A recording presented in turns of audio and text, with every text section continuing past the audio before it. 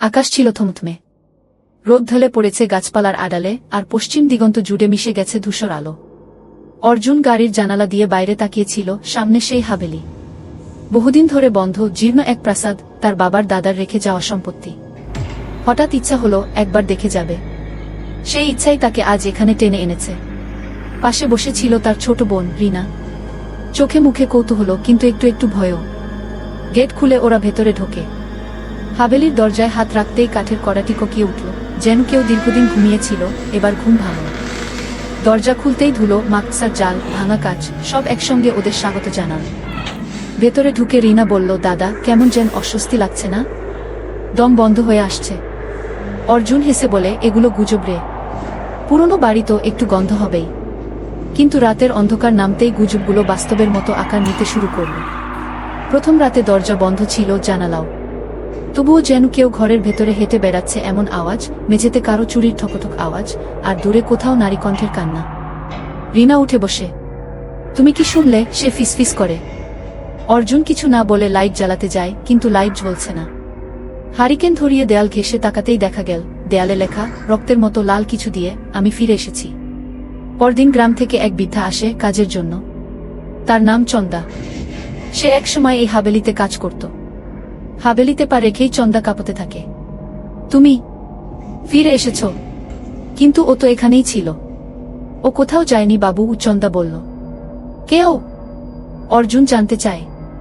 চন্দা চুপ করে যায়, চোখে আতঙ্ক। সে যেন কিছু বলতে চায়, কিন্তু ভয় তাকে চেপে ধরে রেখেছে। দিন যায়, রাত গভীর হতে হতে ভয় বাড়ে।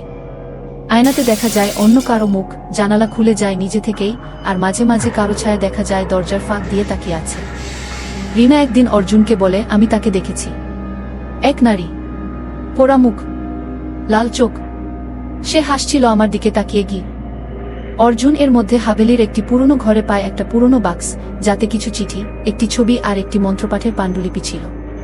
চিঠিতে লেখা ছিল, দুর্গা নামের এক গরিব মেয়ে এই হাভেলিতে কাজ করত। সে ঠাকুরপোকে ভালোবেসে ফেলে। সমাজ মানে না এই প্রেম।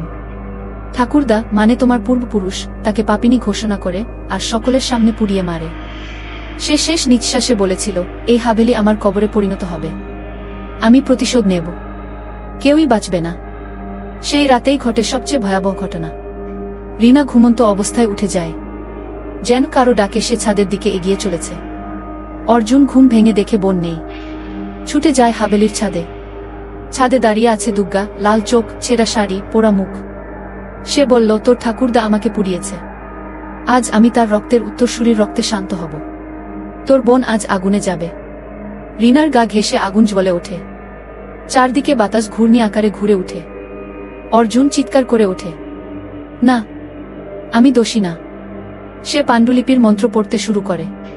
ও কালিকা দুর্গা, আত্মানাম শান্তি, মুক্তি প্রদান। দুর্গার মুখে হঠাৎ কষ্টের ছাপ। বাতাস থেমে যায়, আগুন নিভে যায়, আর সে ধীরে ধীরে অদৃশ্য হয়। শেষে তার কণ্ঠ শোনা যায়, আমি প্রতিশোধ চাইনি, আমি চেয়েছিলাম ন্যায়। এবার আমি শান্তি পেলাম। সবকিছু স্বাভাবিক হয়ে যায়। পরদিন সকালে ওরা হাভেলি ছেড়ে চলে যায়। অর্জুন আর একবারও ফিরে তাকায় না। কিন্তু যখন গাড়ি দূরে চলে যায়, তখন হাভেলির দরজা আপনা আপনি ধীরে ধীরে বন্ধ হয়। বাতাস থেমে যায়। চন্দা চুপচাপ দাঁড়িয়ে চোখ বন্ধ করে। সে ফিসফিস করে বলে, দুর্গা তো শুধু শুরু। এই হাভেলির গর্ভে শত শত আত্মা ঘুমিয়ে আছে, আর ওরা এখনো জেগে ওঠেনি।